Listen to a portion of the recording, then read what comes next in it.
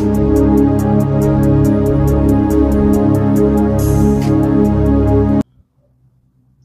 ప్రాణప్రియుడు, మన రక్షకుడు, మన దేవుడు అయిన యేసుక్రీస్తు నామమున అందరికీ వందనాలు, దేవునికి స్తోత్రాలు. సర్వకృపానిధి అయిన దేవుడు, సర్వోన్నతుడైన దేవుడు మనలందరినీ ప్రేమించి మరొక నూతన దినమున మన జీవితములలో ప్రవేశపెట్టినందుకై సమస్త మహిమ, ఘనత, ప్రభావములు యేసయ్యకే చెల్లునుగాక. ఆ గొప్ప తండ్రి ఈ నూతన దినములో మనకు అనుగ్రహించిన దేవుని యొక్క వాగ్దానము, కృపావార్త. కీర్తనల గ్రంథము 89వ కీర్తన 19వ వచనం. అప్పుడు నీవు దర్శనమున నీ భక్తులతో ఇట్లు సెలవిచ్చియుంటివి, నేను ఒక శూరునికి సహాయము చేసి ఉన్నాను, ప్రజలలో నుండి ఏర్పరచబడిన యొక్కని నేను హెచ్చించి ఉన్నాను. దేవునికి స్తోత్రం కలుగునుగాక, దేవునికి మహిమ కలుగునుగాక. ప్రభునందు ప్రియమైన దేవుని జనాంగమా, దేవుడు ఇక్కడ మనతో సెలవిస్తున్న మాట, నేనొక శూరుణ్ణి హెచ్చించి ఉన్నాను, ప్రజలలో ఏర్పరచబడిన వానిని నేను హెచ్చించి ఉన్నాను. ఈ 89వ కీర్తన యజ్రీహీయుడైన ఏతాను గారు రాసిన కీర్తన. అయితే ఎవరా శూరుడు అని అంటే దావీదు గారే. ఎవరికి దర్శనమందు దేవుడు తెలియజేశారు అని అంటే ఉన్నతమైన ప్రవక్త నాతాను ప్రవక్త గారికి తెలియజేసిన దర్శనం. దావీదు పాపంలో పడిపోయినప్పుడు దేవుడు నాతానుని ఏర్పాటు చేసుకుని దావీదు దగ్గరికి పంపించి దావీదును సరిచేయటానికి నాతానును దేవుడు ఆత్మతో నింపారు. అంత గొప్ప రాజును దేవుని ఎదుట సరిదిద్దిన వ్యక్తి ప్రవక్త నాతాను గారు. 2 సమూయేలు గ్రంథం 17వ అధ్యాయంలో దేవుడు నాతానును సిద్ధపరిచిన విధానం, దావీదు దగ్గరికి పంపించిన ఆ గొప్ప సంగతి గురించి మనం చదవగలం. ఈ సంగతులన్నిటినీ యజ్రీహీయుడైన ఏతాను గారు తన కీర్తనలో పొందుపరిచారు. ఈ కీర్తనలో రాయబడింది, ఒక శూరునికి నేను సహాయం చేశాను. మన దేవుడు మనకు సహాయం చేసే దేవుడు.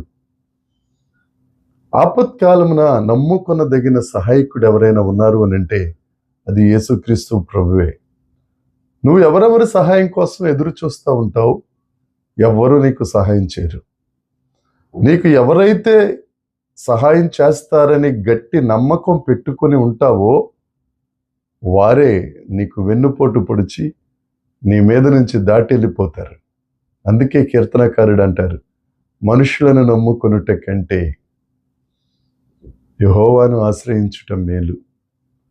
మనుషులను ఆశ్రయించువాడు శాపగ్రస్తుడు.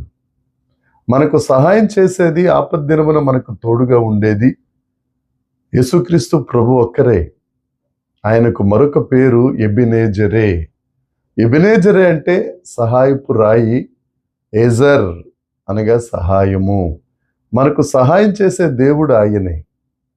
నీ స్నేహితులు నిన్ను దాటిపోయినా, నీ కుటుంబస్తులే నీకు సహాయంగా నిలబడకపోయినా, నా అనుకున్న వారు నిన్ను తన్ని పక్కకెళ్ళిపోయినా, నీ కొరకు ప్రాణం పెట్టిన దేవుడు, నీ కొరకు ఆఖరి రక్త బొట్టు వరకు రక్తమును చిందించిన యేసుక్రీస్తు ప్రభు మాత్రం ఎల్లప్పుడూ నిన్ను విడువరు, నిన్ను ఎడబాసే దేవుడు కాదు.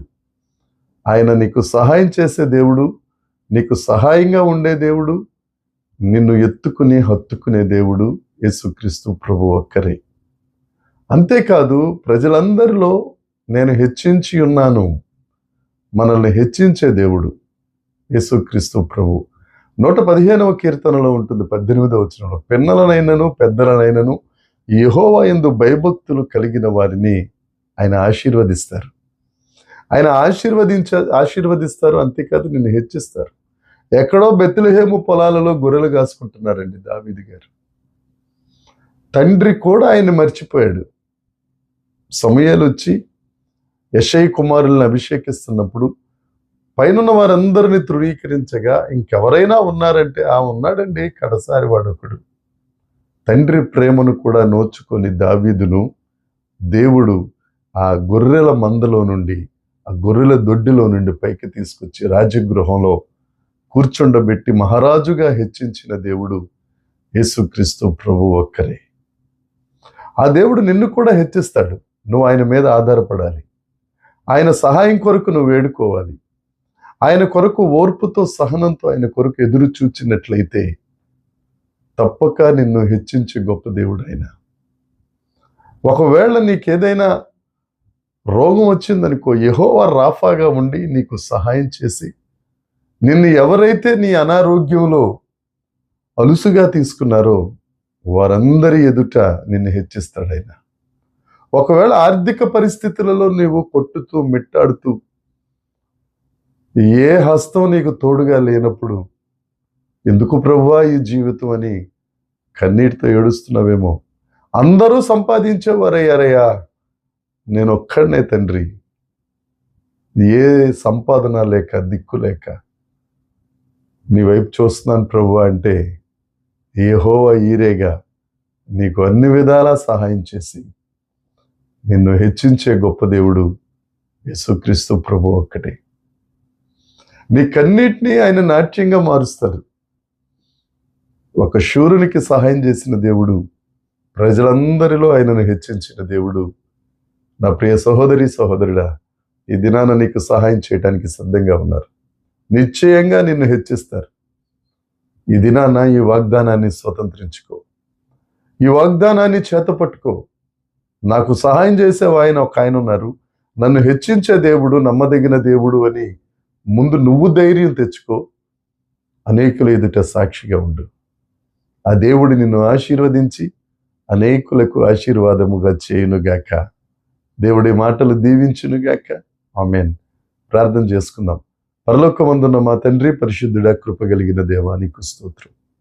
ఇజ్రాహీయుడైన యెతాను గారు రాసిన కీర్తన ద్వారా ఈ దినాన మమ్మల్ని అందరినీ ధైర్యపరిచావు. నువ్వు మాకు సహాయం చేస్తావు, అంతేకాదు మమ్మల్ని హెచ్చిస్తావు. ఒకవేళ మేము ఏదైనా ఒడిదుడుకుల మధ్యన నడుస్తూ ఉంటే నీ భక్తునికి దర్శనమిచ్చి మమ్మలను సరిచేసే గొప్ప దేవుడా, నీకు స్తోత్రాలు. వాక్యం వింటున్న ప్రతి ఒక్కరిని మీ చేతికి అప్పగిస్తున్నాను తండ్రి. మీరే వారిని ధైర్యపరిచి సహాయం చేసి హెచ్చిస్తున్నందుకే నిన్ను స్తుతిస్తూ యేసుక్రీస్తు నామమున ప్రార్థించి అడిగి వేడుకొనుచున్నాం తండ్రి. ఆమేన్.